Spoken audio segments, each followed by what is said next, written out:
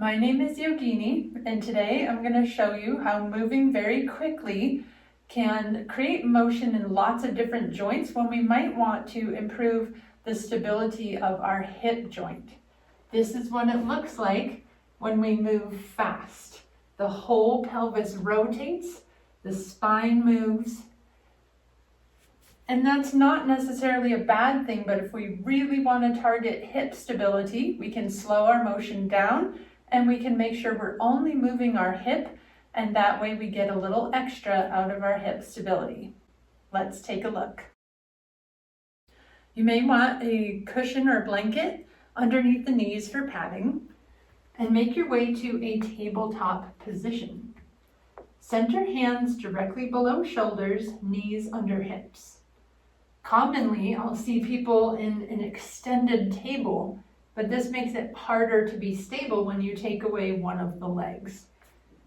So take a moment to check in that your limbs are underneath your joints.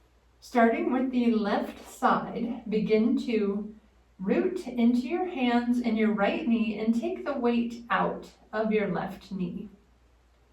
As you inhale, point the knee to the left, reaching it up and out, keeping the points of the pelvis facing straight down like headlights. As you exhale, the knee points straight back behind you and lowers down to a hover. The slower you move, the better. Inhale out to the side and up. Exhale, the knee points right back behind you and lowers down to a hover. One more time, inhale out to the side and back. Lowering it down with your exhale, letting the weight come back into that knee. I'll turn around to do the other side. Place your hands directly under shoulders, knees directly under hips. Begin to unweight your right knee, keeping the pelvis facing down to the ground like headlights. Inhale, slowly lift that right leg out to the side and up. Exhale, point the knee straight back behind you and float it down to a hover. The goal is to keep your motion small so you're only moving at your hip. Inhale out to the side and knee points straight back behind you. Exhale to lower down. One more time. Inhale, knee out. Exhale, knee back. And as you come down, you can relax your knee on the earth. Come up to tall kneeling, roll out the wrists. If that felt very tricky for you, I'd like to try something a little easier. You can start with just hip extension. Place your hands under shoulders, coming back to your tabletop. Tuck your right toes, root into hands and unweight your right knee. Keep the curve of the low back exactly the same and slide the knee out nice and slow until the knee is straight, toes are still on the earth. And you can just play with this, bringing the knee in and bringing the knee towards straight, toes on the ground the whole time. Watching that your back stays the same. It's tricky to take away an extra leg of your table to feel for that, but you could try that. And if that feels good, you can play with inhale, lifting the leg to parallel. Exhale, toes to the earth. Inhale to lift the leg up. Exhale, toes down. Draw that knee in. Shake out the wrists.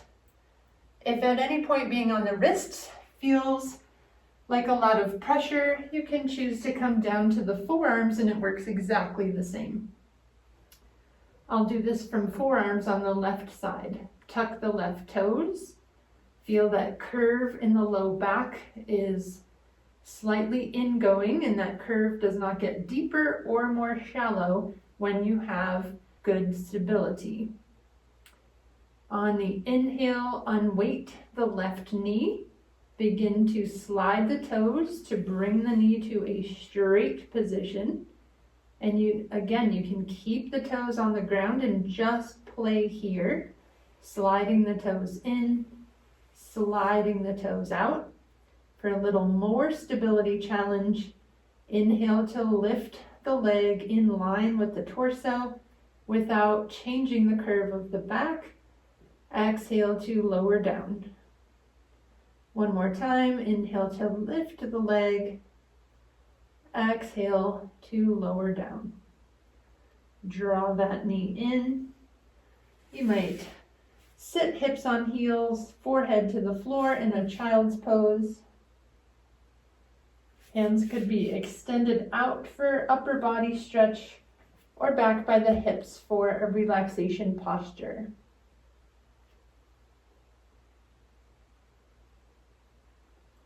When your child's pose feels complete, place hands directly below the shoulders and press yourself up to sitting on the feet, sliding the hips off to the side and coming to a comfortable seat. Play with your hip stability and notice, are you able to move from the hips without moving from the spine or compensating in any other joint in your body? Let me know how that went. How much of a challenge was that in your own body? Thank you for playing. See you next time.